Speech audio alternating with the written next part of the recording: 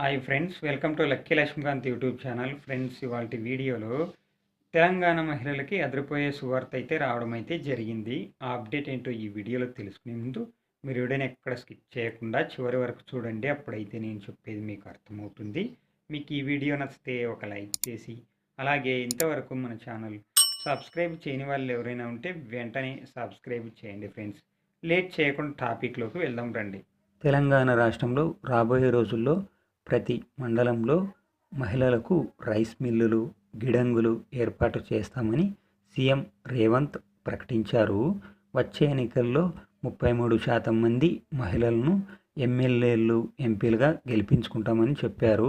మహిళల సంఘాల సంఖ్యను 1,00,00,000కి చేర్చాలి. 1,00,00,000 మందిని కోటీశ్వర్లు చేస్తాం. 15 సంవత్సరాల్లో 65 ఏళ్ల వయసు వారు మహిళా సంఘాల్లో ఉండాలి. మహిళా సంఘాల వ్యాపారులకు ఉత్పత్తుల పన్ను మినహాయింపు ఇస్తామని చెప్పారు. తెలంగాణ రాష్ట్రంలో అంతర్జాతీయ మహిళా దినోత్సవం సందర్భంగా ఇందిరా మహిళా శక్తి మిషన్ను సీఎం రేవంత్ ప్రారంభించారు.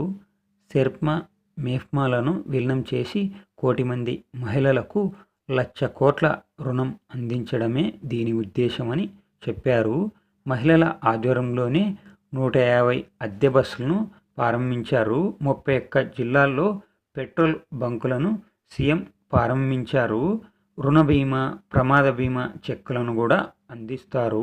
ఓకే ఫ్రెండ్స్, తెలంగాణలో అమలయ్యే పథకాల గురించి ఏ చిన్న అప్డేట్ వచ్చినా అందరికంటే ముందుగా తెలుసుకోవాలనుకుంటే వెంటనే మన ఛానల్ని సబ్స్క్రైబ్ చేయండి. Friends, thank you for watching my video.